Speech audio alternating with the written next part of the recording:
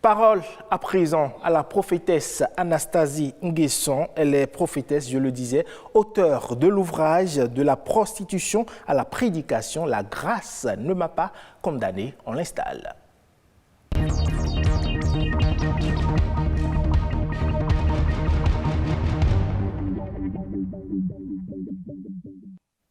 Alors, Anastasie Nguesson, bonjour. Bonjour. Merci d'être avec nous. Merci de m'avoir invité.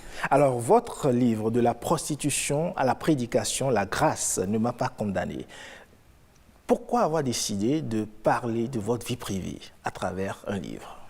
Alors, je parle de ma vie privée afin de pouvoir témoigner, alerter, conseiller, surtout mes jeunes sœurs. Voilà, donc c'est vraiment le but de cet ouvrage.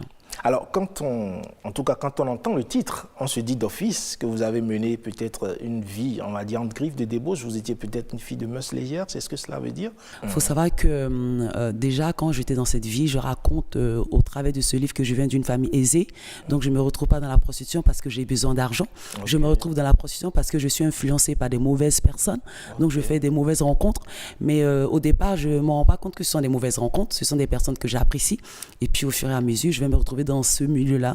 Et voilà. Et après avoir suivi cette vie intense de débauche, me retrouvant même dans des maisons closes, exposée dans des vitrines en Belgique, tout ça, je me rends compte que oui, avec tout cet argent, ce sont mes valeurs, au fait, qui me rattrapent.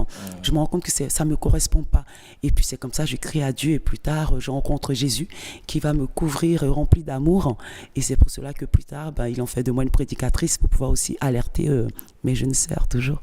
Alors toujours, hein, ce livre est-il une sorte d'exorcisme pour vous, une façon d'en finir avec cette vie que vous aviez eue par le passé? Je dirais absolument pas, parce que en vérité, j'avais déjà ce vécu est vraiment un passé. J'ai eu du temps déjà à m'en remettre, et c'est vraiment un passé, et je pourrais pas dire que j'ai écrit ce livre pour pouvoir faire une sorte d'exorcisme, pour pouvoir me libérer. J'ai été carrément libérée de cette vie-là.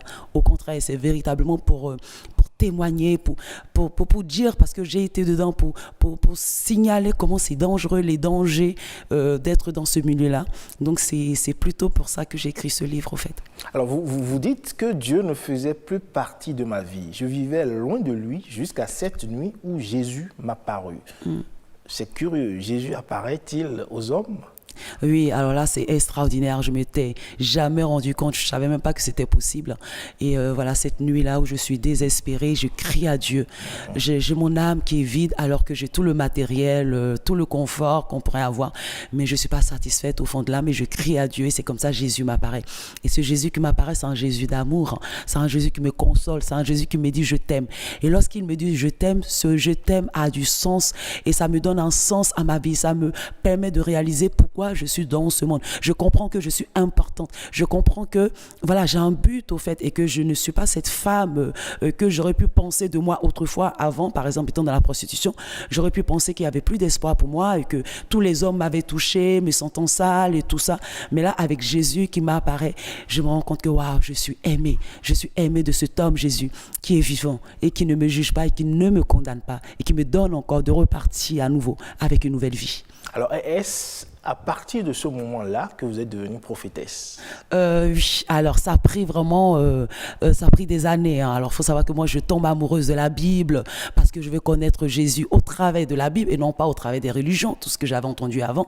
Alors moi j'avais entendu un Jésus méchant, voilà, mais là je suis passionnée de la Bible, et tout doucement c'est comme ça je reçois l'appel, et Dieu qui m'établit et qui me dit maintenant va sauver, je t'ai sauvé, et va aussi sauver ces personnes qui se sentent rejetées de la société et surtout jugées. Va leur dire que je les aime, en fait. Alors, on comprend à travers votre témoignage que les mauvaises compagnies nous amènent sur de mauvais chemins. Alors, quel est aujourd'hui l'appel que vous auriez à lancer aux jeunes hommes, aux jeunes filles, aujourd'hui, quand on sait qu'avec les réseaux sociaux, il y a un peu plus de facilité? Quel message est-ce que vous leur adressez? Alors, ce que je veux dire aux jeunes, je leur dis d'être prudents et d'être sage. Je sais que les jeunes sont très curieux et un jeune veut découvrir. Mais ce que je veux dire aux jeunes, c'est vrai que le jeune ira toujours découvrir, en fait. Hein. Voilà, ça fait partie vraiment de l'énergie, de ce qu'un jeune est, en fait. Mais la prudence, soyez prudents parce que vous êtes important, votre vie est précieuse, vous représentez l'avenir de demain. Et dans ce milieu, surtout le milieu de la prostitution, j'ai connu vraiment la cocaïne, l'addiction. J'ai vécu beaucoup de souffrances psychologiques. Soyez vraiment prudents et écoutez vos parents. Écoutez vos aînés, écoutez ceux qui vous aiment surtout, ceux qui vous aiment, parce que ceux qui vous aiment vous considéreront et vous donneront toujours les meilleurs conseils pour votre avenir.